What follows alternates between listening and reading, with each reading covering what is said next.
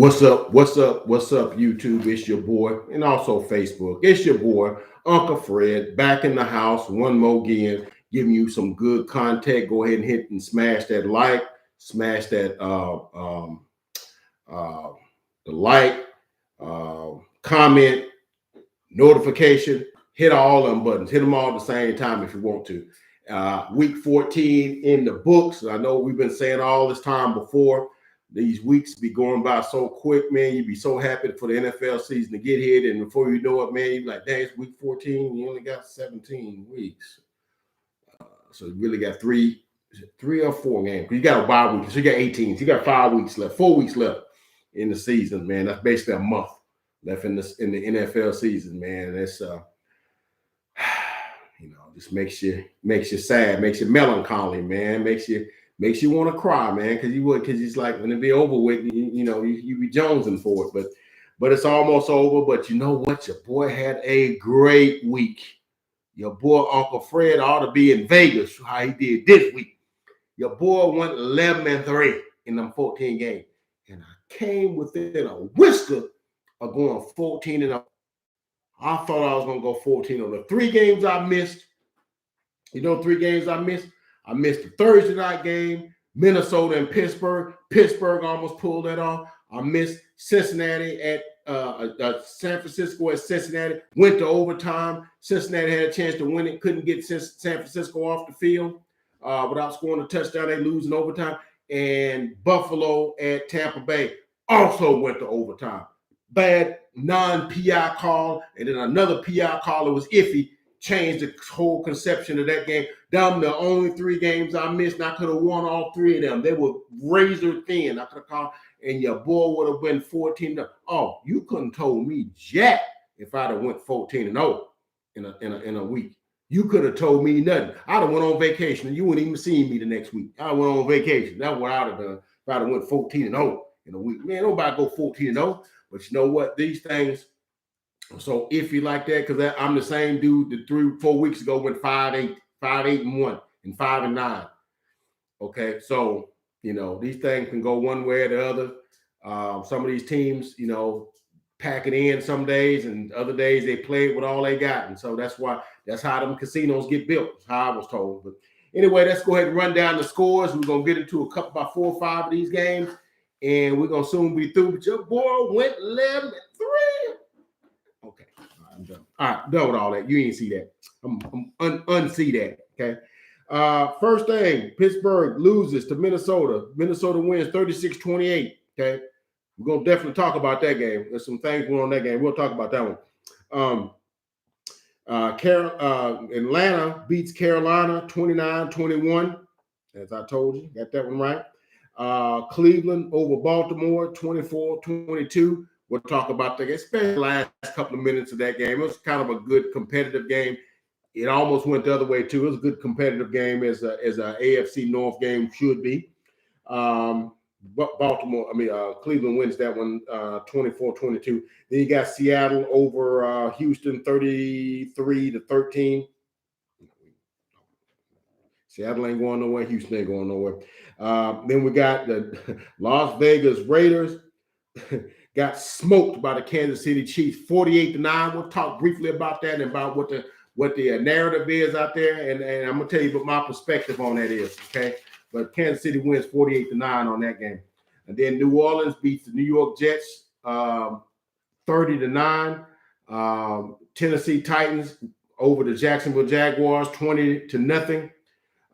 Dallas 27. Washington football team 20. Already talked about that one. Viewed my displeasure with a win, but that's a good thing. Those are first what they call first world problems. To complain about a win. That's first world problems right there. But we got the win. Cowboys got the win 27-20. Wasn't a good win, but they got a win. Then the Denver Broncos over the Detroit Lions 38-10. The San Diego, Los Angeles Chargers 37-21 over the New York Football Giants. Daniel Jones out for the season. So Mike Glennon will be starting for the rest of the season. The Chargers were out a number of guys, offensive linemen, Keenan Allen and some other players due to COVID protocols, but they still was able to get that win by 16, 37-21.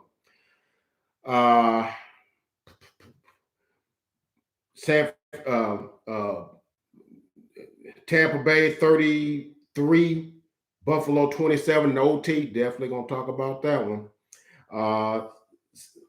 San Francisco 26, Cincinnati 20 in overtime. Definitely gonna talk about 26-23. I'm sorry. Definitely gonna talk about that one. Chicago still, I guess, is still under the ownership of Aaron Rodgers.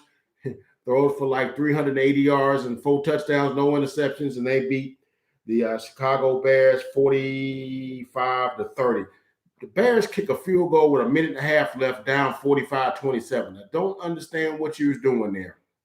Don't get that one, but they win that one. Okay, the Rams 30, Arizona Cardinals 23. Called that one. We'll talk about that one also. All right, let's get to it.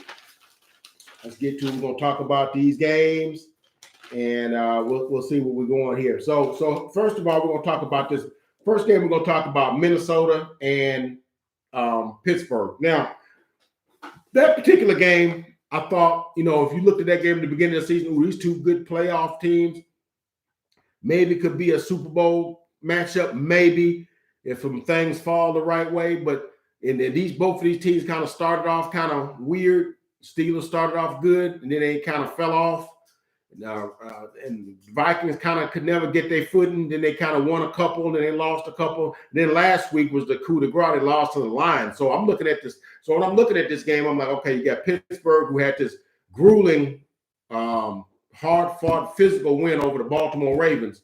And then the Minnesota Vikings lose a game to the Detroit Lions, and nobody had lost to them since, like, 2010. No, I'm kidding. They beat somebody last year. I'm not sure who it was, but I think they won like 3 games last year, if I'm not mistaken. But anyhow, I thought Pittsburgh would come in ready to win, coming off that win over Baltimore, would win the game.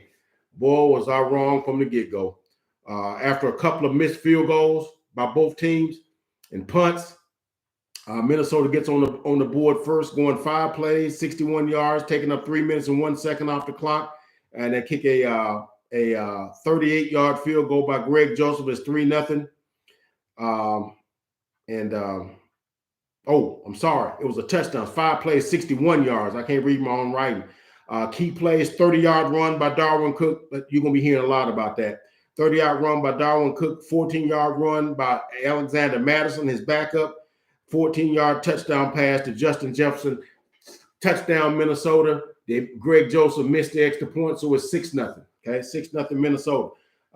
Pittsburgh 3 plays punt, and then Minnesota comes back 3 plays, 37 yards, and which is split over the first quarter, and it ends up with a 38-yard field goal from Greg Joseph, and it's 9-0. The key plays in that drive: an 18-yard pass to Justin Jefferson and a 16-yard run by Darwin Cook. Darwin Cook was a man that on Thursday night. Okay, I'm gonna apologize because I had told you guys I didn't think he was gonna play, and they didn't think he was gonna play. It was a game time decision. He decided to play, and maybe Pittsburgh didn't have him in their scouting report. But anyway, it's 9-0. And then Pittsburgh goes 3 and out. Big Ben sacked. Second time of the game, gets sacked on 3rd down. Minnesota gets the ball. And they go 5 plays, 78 yards, touchdown. Key plays, 22-yard pass. Justin Jefferson, he had a monster game also. 15-yard run by Darwin Cook. 19-yard pass to Tyler Cullen on 1st and 20. 19-yard pass on first and 20 is almost a first down. Okay. And then it's capped off by a 29-yard touchdown run by Darwin Cook. I told you Darwin Cook was running through holes I could have ran in. I don't know what Pittsburgh is doing along their defensive lines, okay? But they weren't doing anything. Now before you know it's 16-0. Pittsburgh go 3 plays, punt. Ben sacked on 3rd and 17. Some of them sacks, man, as soon as he gets back to pass, they was on top of him before he could drop his back foot. It's like there was nobody blocking in front of him. The darndest thing I've ever seen. Big Ben took some nasty shots in that game too. And I'm like, man, Ben was like, man, I'm not forget the retiring at the end of the season. I'm retiring at the end of this game. That's how he was looking. They was beating the HE double hockey sticks out of him. And but Minnesota gets the ball back and they go 12 plays, 60 yards, touchdown, key play, 9-yard run by Darwin Cook, 3-yard, which was a second and one, then a third and one, then a fourth and one, and then they gave up a 3-yard run, quarterback sneak to Kirk Cousins. If you letting Kirk Cousins go 3 yards off tackle on a quarterback sneak, your defensive line didn't eat their Wheaties today. So they get a first down, then they go 17-yard pass to Herndon, 15-yard pass to KJ Osborne. He would factor in big later in the game too. And then it's capped off by a 7-yard touchdown run by Darwin Cook, his second touchdown of the game. And before you know it, it's 23-0. And whoa, and it's looking like now it's going to be a whitewash. I'm like, Steelers, did you forget that the game started at like 7:20? Y'all didn't show up to the game at like 9 o'clock. What y'all doing? 23-0 halftime, and you know Mike Tomlin tearing the paint off the wall in the locker room. But for some reason it didn't help because they get the ball first of the second half, and they go 3-punt. Big Ben sacked again for the 5th time, and I'm like, y'all gonna block for this man? You know this man 44, 41. What y'all doing? I'm thinking Tom Brady. Tom Brady on 144. I think he's 41, 40, 41, something like that. But anyhow, anyways, 23-0. Then Minnesota kicks another field goal to go 26-0. Then Big Ben on a pass intended for Deontay Johnson gets intercepted, and Minnesota goes I think 23 yards. 7 plays, 10 yards, kick a field goal, and it's 29-0. I'm sorry, 6 plays, 23 yards, whatever. And he was 1st and 10 at the 42-yard line by Ben, and he threw an interception intended for Deontay Johnson. And Minnesota kicks a 23-yard field goal, and it's 29-0. So with 6 minutes and 15 seconds to go in the third quarter, I guess the alarm clock woke the Steelers up because they woke up. What's going on? Woke up because then they go 7 plays, 75 yards. The big play was a 29-yard pass to James Washington and a bunch of nice runs by Najee Harris, who finished with 20 carries, 94 yards and a touchdown reception. And he capped this touchdown drive off with a 3-yard touchdown run, and it's 29-7. Then very first play with Minnesota getting the ball back, I guess Kirk Cousins, remember, he was Kirk Cousins because he threw a bad interception. Okay, it's always been told that Kirk Cousins in big games, limelight games, main event games, these games that comes on Sunday night and Monday night, he don't do well, or Thursday night, he don't do well. Well, he threw a bad interception. I didn't like the fact that it's 29-7 and the Steelers defenders are running into the end zone. It's 29-7. That's not a time to be running in the end zone and dancing around. You're down 29-7, okay? Now, the momentum was shifting. Maybe they saw something I didn't see. Okay? Maybe they saw something I didn't see. Because they go 63 yards, 31 yards, touchdown, capped off by a 1-yard run by Najee Harris. Extra points good, 29-14. Okay? And then Minnesota punts. Pittsburgh gets the ball back, goes 63 yards, 69 yards, touchdown, capped off by a 30-yard touchdown pass by Deontay Johnson. And I thought there was a mistake for Mike Tomlin to go for 2 this early, because if you kick the extra point, it's 29-21. You still down 1 score. But if you miss it, you still down 2 scores and you're chasing points. So they tried a little screen pass to Deontay Johnson behind the line of scrimmage, and he got swallowed. So it's 29-20. But right on target, Kirk Cousins throws another interception. Come on, man. Actually, no, I'm out of sequence because what ends up happening is it's 29-20. and the Vikings get the ball 1st and 10 on their own 25-yard line. The ball goes out of bounds on a kick. So they go 8 yards to Darwin Cook, 5 yards to Darwin Cook, okay? And they're at the 38-yard line. And then the next play fake, up top, KJ Osborne, 62 yards, touchdown, 36-20. And I'm like, dang, they lulled them to sleep on them 2 running plays, and they play faked them. They use them stretch runs, play fake, pull it back out, and that's that little hesitation. Got KJ Osborne behind the defenders, behind the safeties, and he catches that ball was thrown perfectly. He dropped that thing in there like it was dropped in a bucket. 62 yards touchdown. That really opened it up a little bit. Anyway, Steelers get the ball, and they go 75 yards and touchdown, capped off with a 15-yard touchdown pass to Pat Freiermuth. He'll factor in later in the game, okay? And then the extra point, Freiermuth gets the extra point, the 2-point conversion, and it's 36-28. Okay? And it goes all the way late in the 4th quarter, and it's 36-28. And the Vikings got a 4th down and like 4. And I thought they was gonna call a pass interference on a play out to the left side. And I really don't like for incidental things to be called and you getting guys off the hook. So they met and talked about it and decided it was just incomplete. So Pittsburgh got the ball back just outside the 2-minute warning with, I think it was 2 minutes, 16 seconds to go, and at the 16-yard line with the punt, after the punt. They go 12 plays, 84 yards, and they get down to like about 42 seconds left in the game. They got a 4th and 1 at the 43. And they go Chase Claypool for 9 yards, 1st down at the 43. And then he went stupid on them. And I love Chase Claypool. He's the favorite of their receivers of mine because I like his size and his agility, and he seems to have his head on straight. But I did not like what he did here at 43 seconds left to go in the game. Okay, now understand this. The Steelers have no timeouts. It's 43 seconds left. They need a touchdown. They get the ball at the 34-yard line. It's 1st down, but Chase Claypool gets the 1st down, sets the ball down, and is signaling 1st down, 1st down, 1st down. And I'm sitting there like, what the F is he doing? Don't he know the clock's moving? So Trey Turner, the offensive lineman, has to go get the football and throw it to the referee so he can spot the football. I never understand what these young folks be doing, man. I know I'm an old fogey, and I know I'm a 50-plus. I'm an old, get off my lawn, old dude. But, dude, what the F is you doing? It's 40-something seconds left in the game, and you trying to signal 1st down. Your thing is catch the ball, get the ball to the ref, line up for the next play. They wasted 18 seconds on that play because the next play when Ben clocked it, it was at 24 seconds.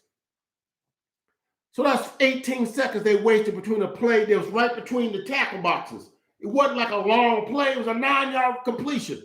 That should have been like 10 seconds. They lost about 8 seconds for him celebrating, okay? Luckily, they go Ray McLeod for 10, and Deontay Johnson, who caught in the middle of the field, broke about 2 tackles, one of them by Patrick Peterson, gets to the sideline at the 12-yard line, 3 seconds left in the game. This is what it comes down to. 1st down, 12-yard line, 3 seconds left. This player decided. Snap comes to Ben, fakes, looks, throws it, Freiermuth, ball hits him right between the 8. What is he? The 8 and the 1. The safeties and the corners converge, and the ball falls to the turf. Incomplete. Ball game over.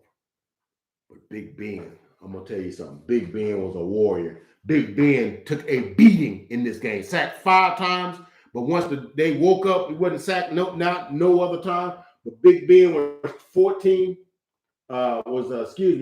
out of 40, 308 yards, 3 touchdowns, 1 pick. He was a warrior. Anybody knocking Big Ben? Big Ben was a warrior that night. You know, of the beating he took. My man Harris taking them 8, 4, 5, 6-yard runs, getting beat up.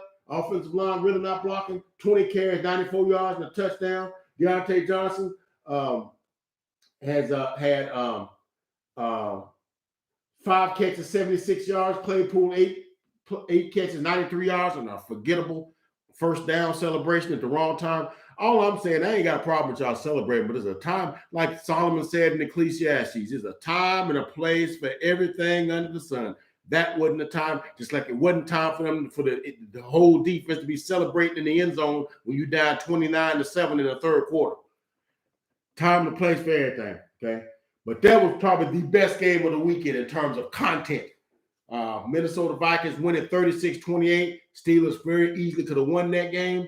Claypool don't celebrate. They probably get another playoff. Maybe they could have scored there. You know, I'm not going to second guess that or whatever, but it was a very fine game. One of the best games. Usually on Thursday nights, you don't get good games, but that was a great game.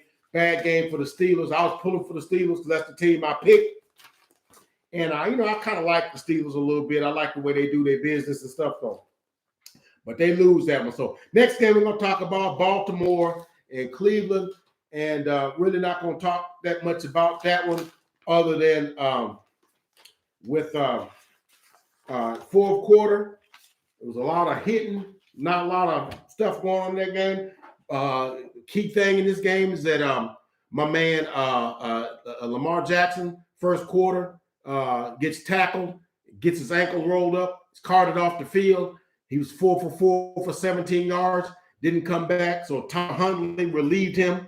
And so it's the fourth quarter, and it's 4th down and 8 at the 38-yard line. They're trailing 24-15, and he hits Rashad Bateman for 30 yards and a first down. It comes right back to him, gets it down to the 8 and 1st and goal, and he hits Rashad Bateman for an 8-yard touchdown. And the extra point is good. It makes it 24-22. And then they go for the onside kick. And you got one of the best kickers in the game in Justin Tucker, one of the best kickers in the game. And if you get this extra point, all you need is to get it just past midfield. And that boy put that thing through them uprights. He good like that. Okay. So they recover the onside kick. He kicks it and hits off of a Cleveland guy, and they get the ball back at the 41-yard line, and it's incomplete, sack. Then and it's like second down and 20. 3rd and 20, and then he hits Andrews for a 14-yard pass, and it makes it 4th and 6 at the Baltimore 47-yard line. So all they need to do is get that first down, which is to put it at about the Cleveland 47, 46-yard line. And I would let Justin Tucker rip that thing. So Hundley goes back to pass. He hits Rashad Bateman on shallow, like a little dump off to the left. Denzel Ward tackles him right there for a 2-yard gain, and that's ball game. And they lose 24-22. Just some of the particulars on that game, and like I said, we're not going to spend a whole lot of time on that. Baltimore, like I said, is without the services of Lamar Jackson. Like I said, he was 4 for 4 for 16 yards, 17 yards, excuse me. Baker Mayfield, running game wasn't good. Like I said, it was one of them black and blue games. Wasn't a lot of offense. Baltimore was able to get 389 yards of offense, though. But Cleveland was held to 290 yards. Baker Mayfield, 22 of 32 for 190 yards. Yeah, 2 touchdowns, 1 interception. Nick Chubb, 17 carries, 59 yards.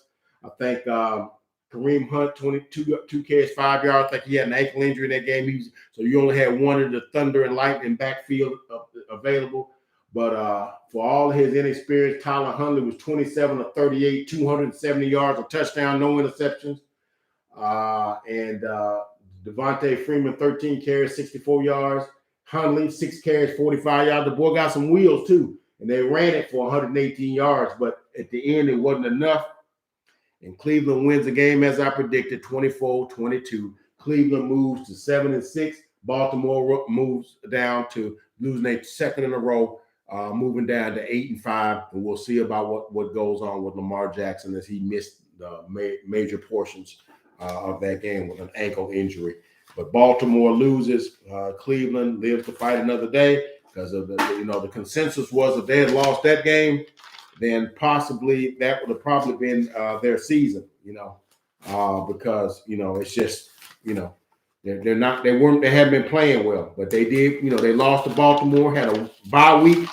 They got a bye week. Baltimore's coming off a game, a tough physical game against Pittsburgh. That's why I picked them to win. I figured they'd be fresh. Okay, so Cleveland wins 24-23. Then we got the Las Vegas Raiders at the Kansas City Chiefs. Now, with all of the hoopla going around, what's going on with Kansas City? Kansas City done won 5 straight. Okay, but Pat ain't looking like Pat. So everybody's worried. Well, Kansas City, Pat, what's wrong with Pat? And what they fail to realize is that teams are playing them a different way. And they've got to adjust their game plans to fit what the teams are doing to them in order to get the most out of their team. So the Raiders come into this game, losing that tough game to the Washington football team last Sunday, which they probably should have got a pass interference late in the game on Zay Jones, but they didn't get it. They didn't get a throw-up ball on that one like they got against us on Thanksgiving. And, they didn't get none of those, okay?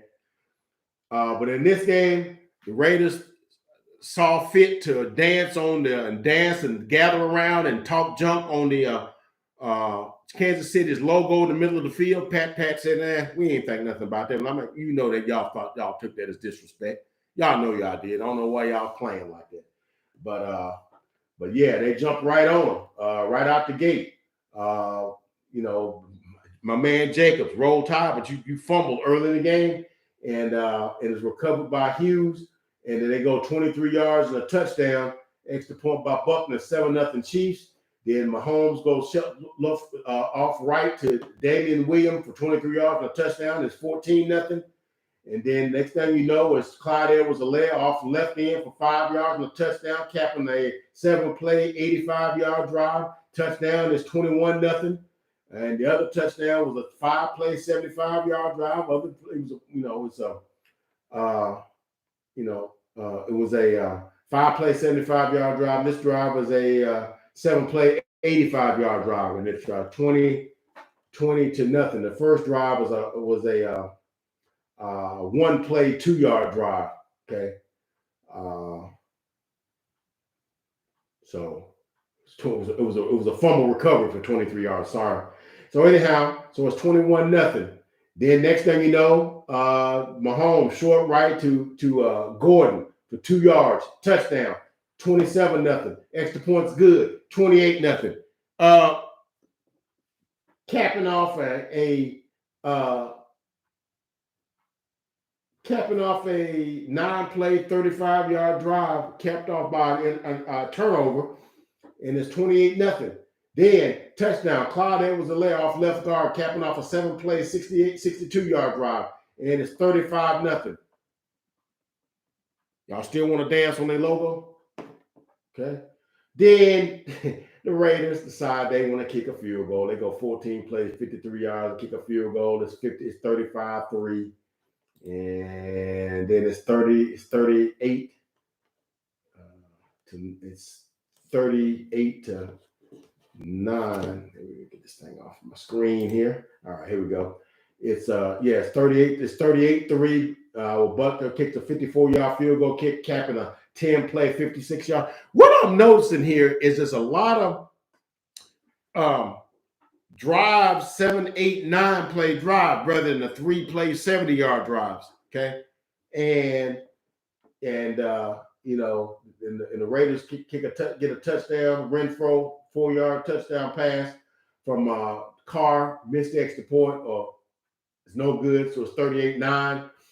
And then late in the game, they kick 2 field goals.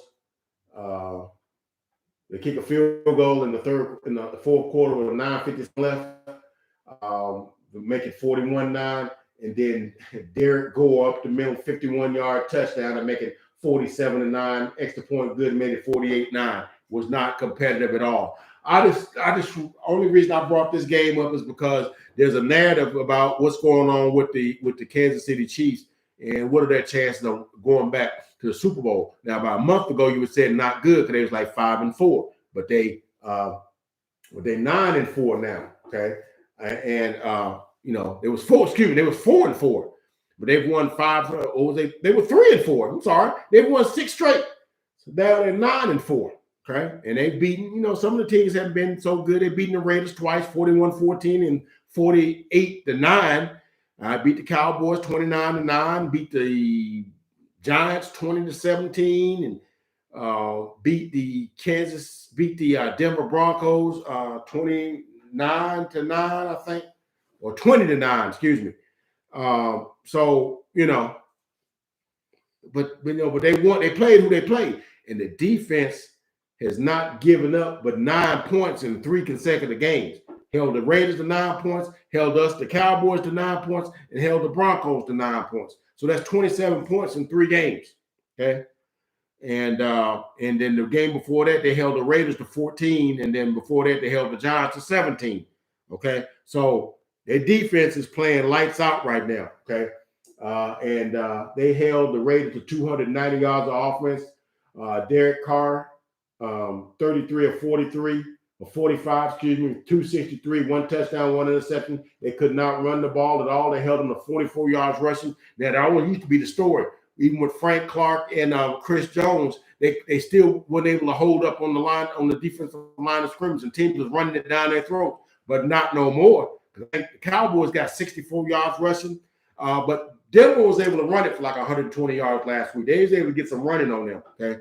Because I believe my man Williams got 100 yards on them. But for the most part, that front 7 is holding up against the run. So their defense. And so what I want people to understand, we're going to go on to the next game, is that what made Kansas City dangerous now is they're playing good complementary football, okay? Pat Mahomes is turning the ball over like a turnstile early. Right now, he's taking care of the football. He's taking what the defense is giving them, and the defense is complimenting them by getting other teams off the field. If their defense continues to play at this level and Pat just takes what's he given, don't turn the ball over, they're going to be a tough out. They're going to be tough to beat, okay? And they're 9-4 right now, best record in the AFC. Look out now, but the Kansas City Chiefs have stuck their pole in the sand saying, hey, don't forget about us. We still here, okay? And they win 48-9. So that's the game. So next, Buffalo and Tampa Bay.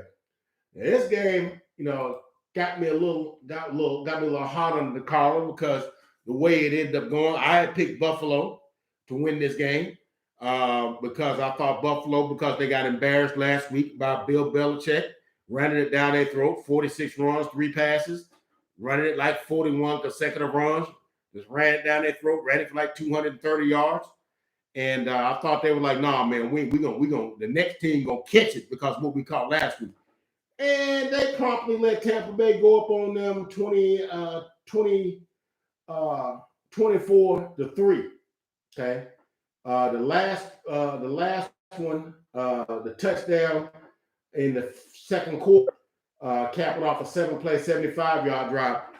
I was going to tell you about this play. It was a play Tom Brady made, and Brady made some plays in this game because he ran the ball for like 16 yards, ran it for 12 on a play, got a couple of first downs on 4th and 1, was getting all feisty with the guy, ran a quarterback sneak for a touchdown early in the game. But then this touchdown, he didn't make it 17-3. He did like a fadeaway. It was like a fadeaway jumper.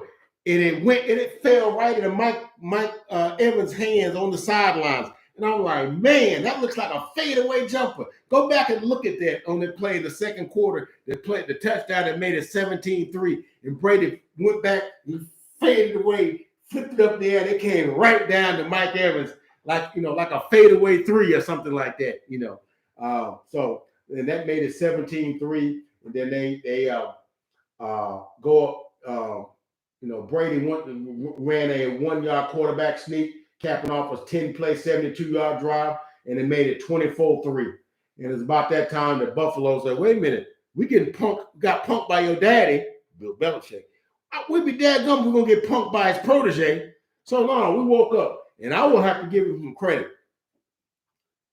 Even though they didn't play that well, for the first 3 quarters, that Josh Allen played his butt off in that 4th quarter. He was a warrior in that 3rd quarter, that 4th quarter. Okay, they go on to get a he runs off left guard for 18 yards and a touchdown to make it 24-10. And Tampa Bay kicks the field goal, capping off 11-play, 84-yard drive, taking up 5 minutes and 51 seconds. And right before the 4th quarter starts, it's 24-10, 27-10. So you're down 70 points. That's pretty much over. But Josh Allen said, "Nah, man." They go on a 5-play, 70-yard drive. He hits Justin Knox in the end zone for 15-yard touchdown, extra points good, 27-17. They stop the Bucks on the next drive. And then they go, Josh Allen goes to the middle for Gabriel Davis, 4-yard touchdown. It's 27-24. And they get a key stop. Tom Brady gets sacked on 3rd down. When I thought if they got the first down, they're pretty much from the end of the game. But nope. They get the ball back, and then they go on a 14-play, 70-yard drive. And I'm going to tell you something. They got down to the 12-yard line. Josh Allen went to the end zone to Stephon Diggs. I'm not sure if it was Sean Murphy bunting or if it was what's the other cornerback's name? But they interfered with Stephon Diggs, pulled his shoulder pads kind of off and to the side and all that stuff. No flag. Okay. Should have been 1st and goal from the 1. And they kick and they go in. Okay. And that would have been the game. But they didn't want to make that call, which is fine. Okay.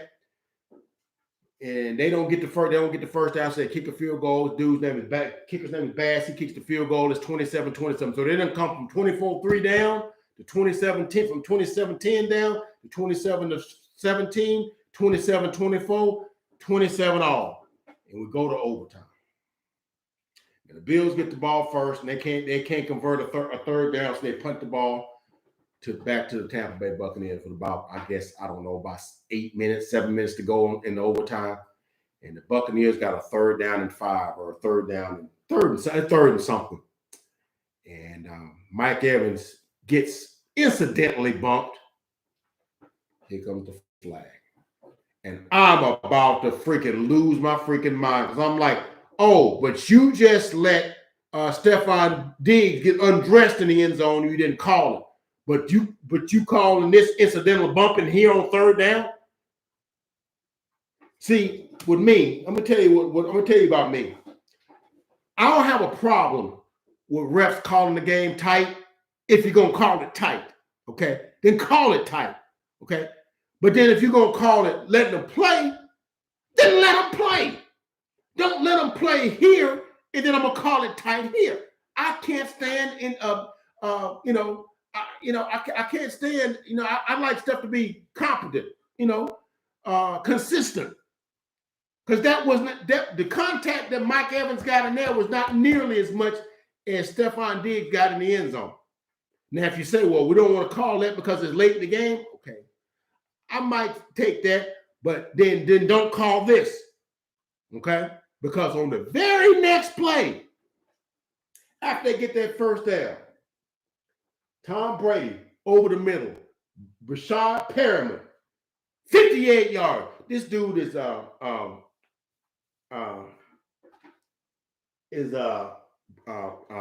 Brendan Perriman. I remember when his daddy played. Went to the University of Miami. I remember when his dad, Brent Perriman. I remember when his daddy played for the Detroit Lions and some other teams. But I remember his daddy played. Dude runs like a 4.28 40. He played for Baltimore and some other teams, practice squad. They called him up because, AB's on whatever leave he's on because of what he did or whatever. And that dude just ran away from the defense. And he runs to the end zone, touchdown. See you later. Y'all drive home safe. Tom Brady does it again. Tom Brady played an excellent game. But them 2 pass interference calls, the lack of one on one instance, and calling it another way on another instance. I don't like that. But Tom Brady, the Bucks have 488 yards of offense, 137-yard rushing. Leonard Fournette, 19 carries, 113 yards, a touchdown. Scored on a 47-yard touchdown on that first touchdown. I forgot to mention that, but playoff Lenny Tom Brady was 31 of 46, 363, 2 touchdowns, no interceptions. Okay, Brady also had 7 carries for 16 yards and a touchdown. Josh Allen, 36 for 54 for 308 yards, 2 touchdowns, 1 interception. He also was 12 carries, 109 yards, and a touchdown. Do you know there's only 4 players in the history of the NFL that has ever threw for 300 yards and run for 100 in the same game? I wonder if you can tell me who they are.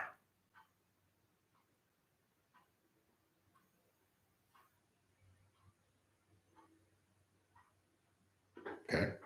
Cam Newton, Michael Vick, Lamar Jackson, Josh Allen. Only once. He's in good company. He was a warrior, man. But I'm gonna tell you something. The Bills gonna have to figure out other ways to move the football other than everything riding on Josh Allen. Because I mean, he a big old boy, 6'5", 245. I mean, he got hurt in that game running at the quarterback draw, running out to the side, got like 12, 15 yards on that last drive. And I think that's the one where Devontae Davis put up on Instagram because he was riding. He said, "I got me a new pony. Josh is his name." I didn't like that because he got hurt on that play. He riding him. Get off of that. I mean, we going with that. Sometimes that's just good. It's just not good spirit. It's just not good. You know, it's just wasn't a good thing to do. I don't like that stuff. But anyway, they got to figure out some other ways to move the football other than Josh Allen left, Josh Allen right, Josh Allen throwing it, and the running backs, running it for seven carries for 26 yards. That they got to figure out some other things. Now they kind of did okay this particular game. I think Singletary was 4 carries. He only got 4 carries though. Okay, 4 carries for 52 yards. Matt Breida 3 carries for 12 yards, and so all the carries that wasn't Josh Allen's was 7 carries. And he had 12. So you only ran it 19 times. Threw it 54. They got to get some more balance. When you start playing the smarter teams, the teams that know how to dissect, defense, know how to, dissect offenses and know how to, strategically take certain things away. New England, okay. There's some other teams just like the Baltimore, some teams like that. You're not going to be able to do that, okay.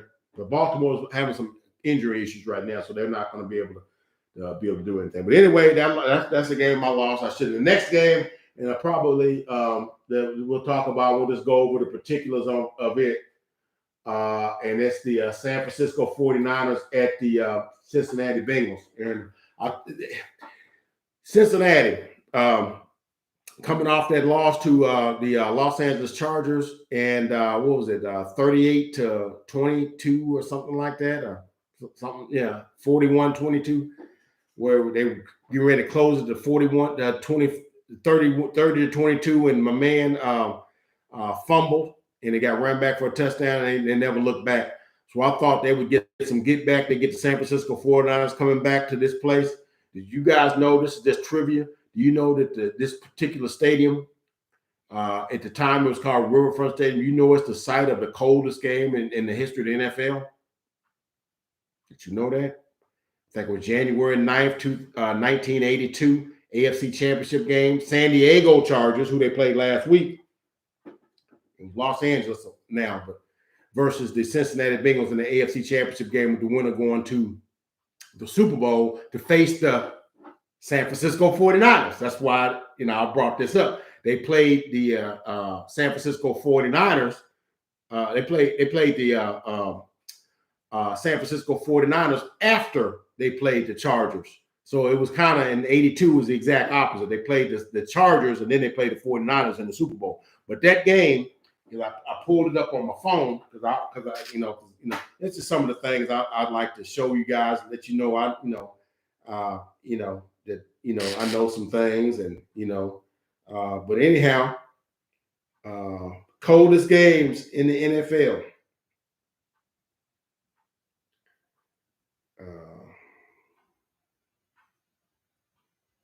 Here we go. Now, on record, they said the coldest game was the Ice Bowl, Cowboys and the Green Bay Packers of December 31st, 1967. It was minus 13 degrees, but wind chill of minus 48. Okay, that's the one where Balt Star goes over there. You football nostalgists know what I'm talking about. Okay, but this particular game here, man, it wasn't as cold as actual temperature. It was minus 9 degrees. Okay, all right. That one was minus 13. Okay, so the actual temperature was colder, but it was minus 9 degrees at Riverfront Stadium and wind chill minus 59. Okay, coldest game in the history of the NFL. Okay, Cincinnati. Now, Cincinnati, you would think maybe it would be Cleveland, because Cleveland up there with Lake Erie and all them lakes up there and stuff. But no, Cincinnati is just across the river from Kentucky. As a matter of fact, some Cincinnati suburbs are in Kentucky, like Covington and Florence, Kentucky.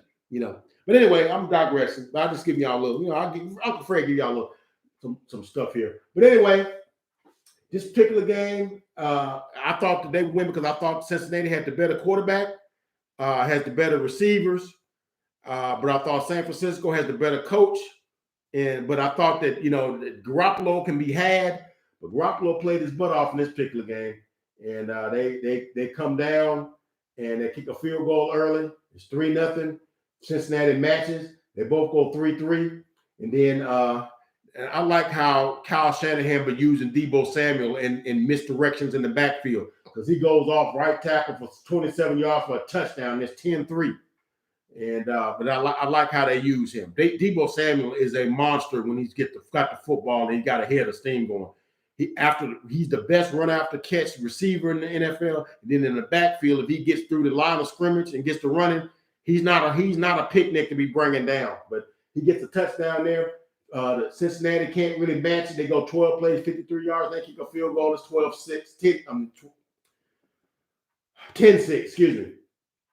Then the 49ers go 4 plays, 17 yards, capped off by which is by a special teams gaff by one of the Cincinnati Bengals return men, muffs the kick, and they got a short field. So they go, Garoppolo goes over the middle to George Kittle for 14 yards and a touchdown.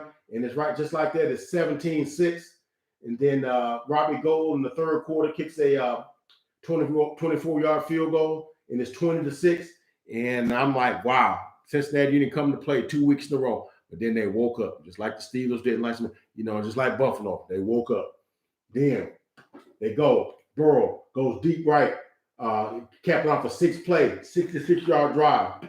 And he goes 17 yards to Jamar Chase. And it's 20-12. Extra points good, 20-13. Okay.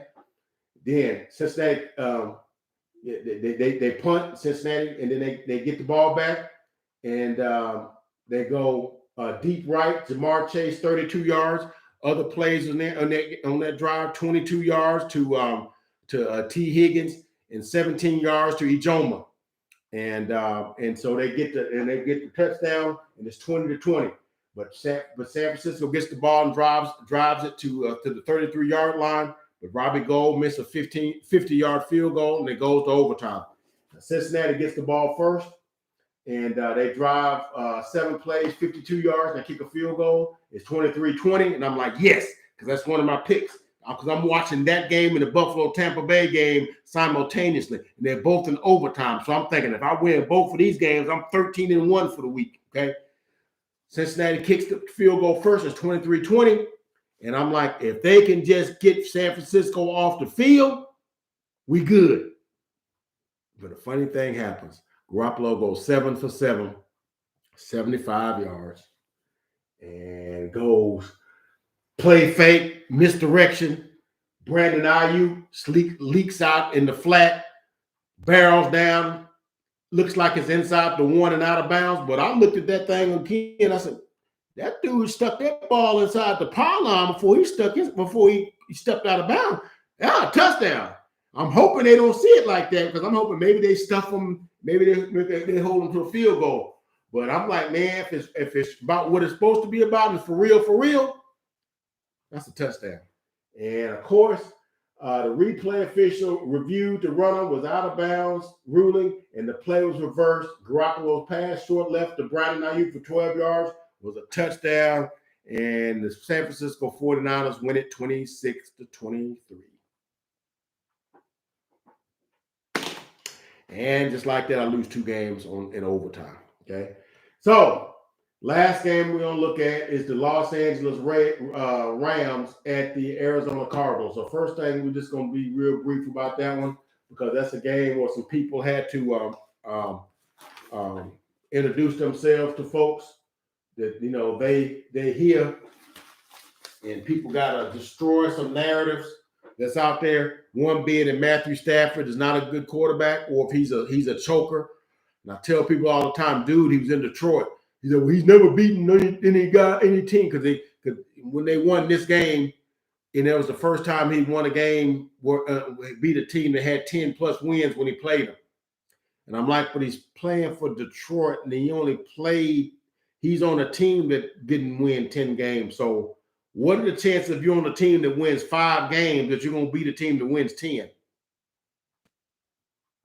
I just don't understand how you given the fact that the bad, or I guess you can luck up and win a game, just like Jacksonville lucked up and beat Buffalo, and some other teams lucked up and beat some teams they weren't. I guess you could do that sometimes, but anyhow, but the narrative and then the OBJ whole thing, which I'm not a big OBJ fan, but I think he's talented enough that I still think he has some stuff left, and of course that's the Arizona Cardinals coming into this game with a 10-2 record and best record in the NFL, but they've lost 2 games at home already to the Carolina Panthers with Cam coming back, and that game with Green Bay with Aaron Rodgers didn't have but half of his starters, and they lost that game on Rasul Douglas's interception at the end of the game or whatever over AJ Green. But anyhow, this game, the Cardinals get the ball first, and they kick a field goal, and they go 10 plays, 45 yards. But then the Rams come right back. Stafford, they drive 10 plays, 68 yards. Nice little sidearm, 3-yard touchdown pass to Odell Beckham Jr. Third straight game with a touchdown, and so it's 7-3. And then the Rams get the ball back. Now, the Cardinals had the ball inside. Actually, on that first drive, they had the ball inside the on that field goal that they kicked. Kyler Murray missed the guy wide open in the end zone. It should have been 7-0, but they ended up settling for a field goal. I neglected to mention that. But anyhow, the Rams come right back, kick a field goal, capping a 8-play, 44-yard drive. And it's 10-3. Then the Rams come back. James Conner had a monster game up the middle, 1-yard touchdown, capping a 9-play, 75-yard drive. Conner, 9 carries, 94 yards, a touchdown. And then the point after is good. It's 10-10.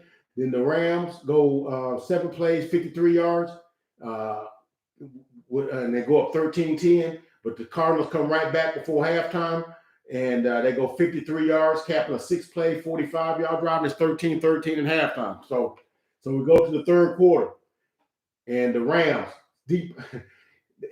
They go, and this is one of the prettiest passes you ever seen. He goes up top to Van Jefferson, 52-yard. Drop that thing right in the bucket. 52-yard touchdown. It's 20-13 Rams. And so it's 20-13. And so 52-yard pass play to Van Jefferson. And then it's extra points good. Then and then I like this play right here, because they capped off a 7-play, 15-yard drive, capped off by interception and they go 15 yards and short pass, 4 yards. I don't know how he slipped that ball in, but up underneath number 20, which is a safety covering on that play, or the corner covering on that play. I don't know how Stafford slipped that ball in, but Cooper Kupp was on the right sideline, up against the sideline, had his feet down. That ball slid right up underneath that cornerback, right into his hand. I don't know how he zipped that thing in there, but he zipped it in there. Touchdown, Cooper Kupp. Cooper Kupp, another monster game. He was 13 catches, 123 yards, and a touchdown. Had a 44-yard catch earlier in that drive that was a work of art. Also, you know, Cooper Kupp got like 118 catches already for like 1,400 yards and 13 touchdowns. A bad boy, man. And Odell Beckham, 6 catches, 77 yards, and a touchdown. So that made it 27-13. And then James Conner took a direct snap on a Wildcat, kept a touchdown, kicked the extra point. It's 27-20. And then the Rams went on a 10-play, 60-yard drive with Matthew Stafford making some nice passes in this, to keep the drive going, get them in field goal range. I thought Matt Stafford answered a lot of critics, shut a lot of people up, saying he can't win. He can't win the big games. Lights come on. He playing good teams. He can't play. I think he shut a lot of folks up because he had a lot of good passes, and they settled for a field goal with after taking them on a 60-yard drive and using up 6 minutes and 18 seconds of the fourth quarter up. Okay, so it makes it 30-20. And then I thought the Cardinals made some mistakes. I thought they didn't use the clock well. I thought they drove down, and they know once they got in the field goal range, it seemed like they weren't getting the things done and snapping and doing the clocking the balls in timely fashion. Just go ahead and kick the field goal and do the onside kick.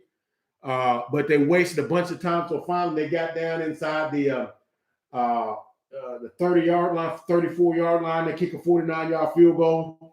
I thought they wasted a lot of time because they wasted 2 minutes and 7 seconds of the clock with 41 seconds left to go in the game. I thought they wasted a lot of time in there.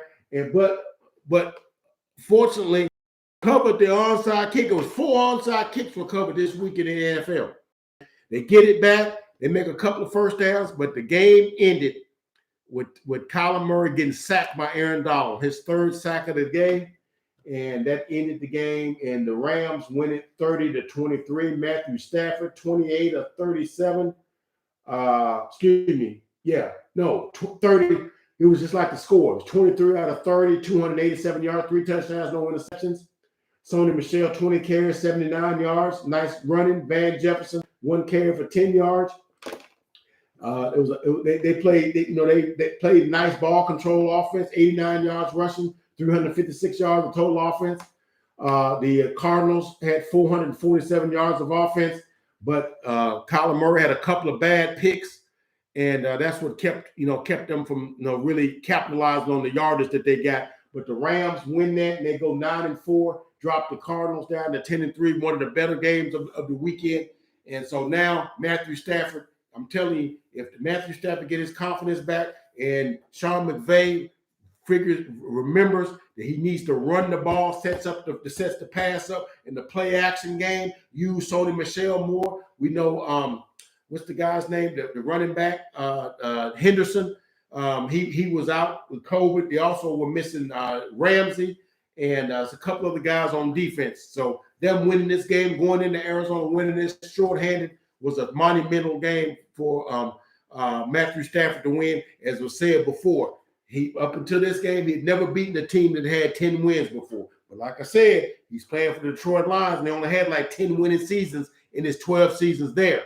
Okay, so the chances of him playing a team that's got 10 wins and you got 5 and you beating them, probably not good. So, but he's on a team that's going to win 10 games, so he's on a better team. So your chances of beating a team with 10 wins is a lot better when you're playing on a better team. I don't know why folks don't get that, but that's the last game we're going to talk about today. It was a wonderful week in the NFL. Some good games, some questionable things. Like in that San Francisco-Cincinnati game, there was a taunting call like the 49ers the ball back after an interception I thought was stupid.